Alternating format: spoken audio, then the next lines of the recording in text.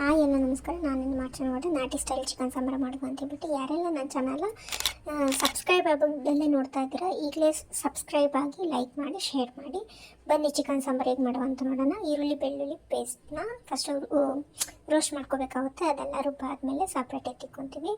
ನಾನು ಆಲ್ರೆಡಿ ಚಿಕನ್ನ 2-3 ಸಲ ವಾಶ್ ಮಾಡ್ಕೊಂಡಿರೋದ್ರಿಂದ ನಾನು 2-3 ಸ್ಪೂನ್ ಆಗೋಷ್ಟು ಆಯಿಲ್ನ ಬಿಟ್ಕೊತಾ ಇದ್ದೀನಿ. ಆಯಿಲ್ನ ಆದಮೇಲೆ ತೊಳೆದಿಟ್ಕೊಂಡಿರುವಂತಹ ಚಿಕನ್ ಎಲ್ಲದನ್ನು ಹಾಕ್ಕೊಂಡು ಅದನ್ನು 2ರಿಂದ ಒಂದು ಸ್ವಲ್ಪ ಏನಾಗಿರ್ತಾರೆ ಸ್ಪೂನಲ್ಲಿ ಗೂರಾಡ್ಕೋಬೇಕಾಗುತ್ತೆ. ಗೂರಾಡ್ಕೊಂಡಾದ್ಮೇಲೆ ಅದೆಲ್ಲ ಸ್ವಲ್ಪನೇ ಆಯಿಲೆಲ್ಲ ಬಿಟ್ಕೊಳುತ್ತೆ. ಸ್ವಲ್ಪ ಆಯಿಲ್ ಬಿಟ್ಕೊಂಡಾದ್ಮೇಲೆ ನಾವೇನು ರುಬ್ಬಿಟ್ಕೊಂಡಿರ್ತೀವಲ್ವ, ಈರುಳ್ಳಿ ಮತ್ತು ಬೆಳ್ಳುಳ್ಳಿ ವಿತ್ ಜಿಂಜರ್ನ ಆ ಪೇಸ್ಟ್ನ ನಾವು ಫಸ್ಟು ಅಪ್ಲೈ ಮಾಡ್ಕೋಬೇಕಾಗುತ್ತೆ. ಅದನ್ನು ಹಾಕಿದ್ಮೇಲೆ ನಮಗೆ ಚಿಕನಿಗೆ ಉಪ್ಪಿಡಬೇಕಂತ ಹೇಳ್ಬಿಟ್ಟು ಉಪ್ಪನ್ನ ಹಾಕ್ಕೋಬೇಕು.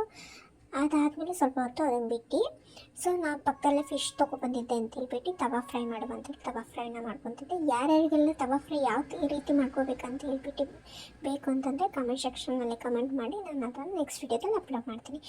ಅದೆಲ್ಲ ಚಿಕನ್ನಲ್ಲಿ ಆಯಿಲ್ ಎಲ್ಲ ಬಿಟ್ಕೊಂಡಾದ್ಮೇಲೆ ರುಬ್ಬಿಟ್ಕೊಂಡಿರುವಂಥ ಈರುಳ್ಳಿ ಪೇಸ್ಟ್ನ ಅಪ್ಲೈ ಮಾಡ್ಕೊತೀನಿ.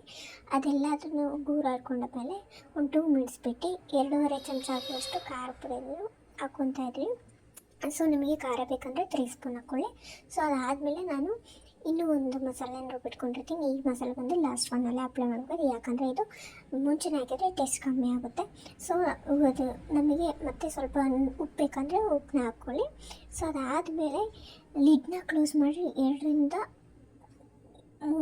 8 ವಿಷಲ್ನ ಕೂಗಿಸ್ಬೇಕಾಗುತ್ತೆ.